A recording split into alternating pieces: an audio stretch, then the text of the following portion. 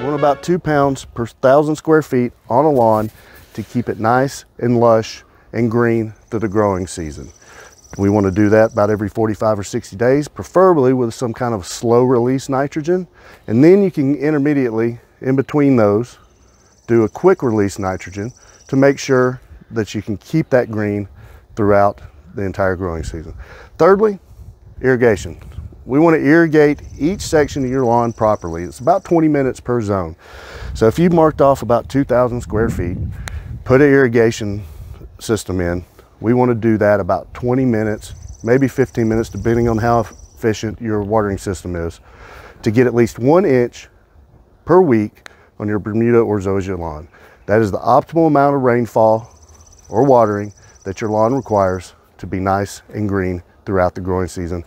Reason we do that, 1 inch, one time, soak it and let that water go down into the root system.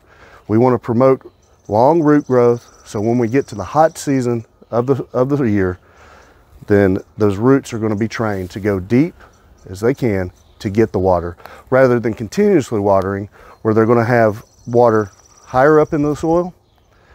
They're not going to train themselves to build those roots down farther. So that's the 3 things we need to do during the growing season. Mow weekly,